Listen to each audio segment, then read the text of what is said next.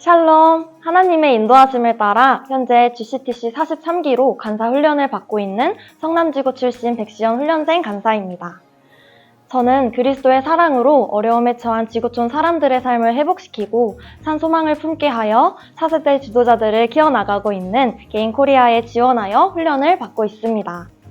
오늘도 풍성 큐티를 통해 우리의 유일한 산 소망이 되시는 예수 그리스도를 만나는 시간 되시길 축복합니다.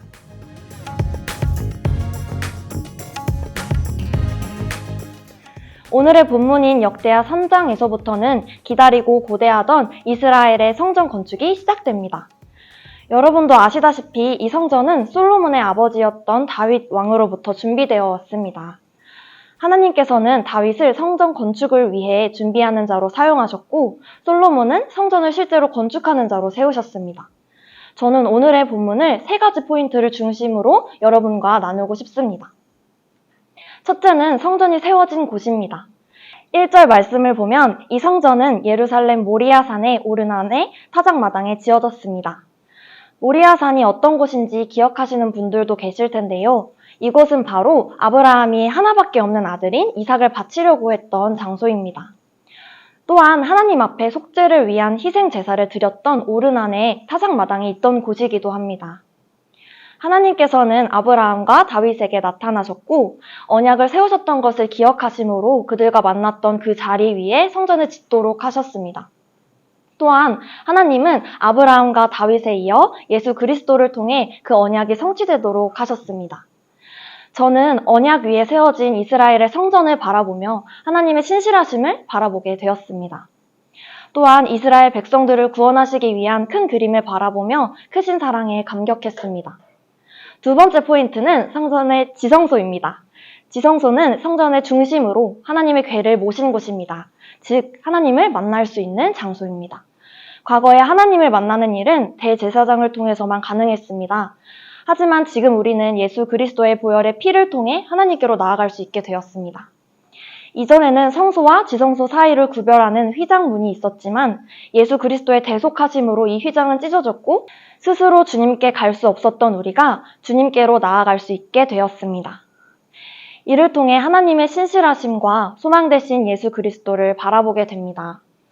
오늘날 저에게 허락된 삶은 오직 예수 그리스도의 보혈의 피로 인해 주어진 것임을 더욱 기억하게 됩니다. 그러면서 요즘 저의 삶을 돌아보게 되었습니다. 저는 작년 가을부터 계속되는 간사 훈련의 시간 속에서 감사한 마음으로 보낸 순간도 있었지만 계속해서 마주해야 하는 스스로의 연약함으로 쉽게 낙심하고 좌절하며 감사하지 못했던 순간들이 더 많았음을 돌아보게 되었습니다.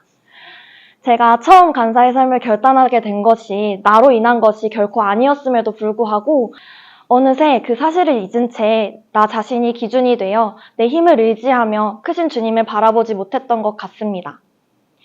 소망이 없는 것 같았던 이스라엘 백성들의 삶을 언약 위에 세우시고 결국에 예수 그리스도를 통해 영원한 소망을 이루셨던 것처럼 저의 삶도 예수 그리스도로 인해서 이미 완전하게 세워졌음을 기억합니다.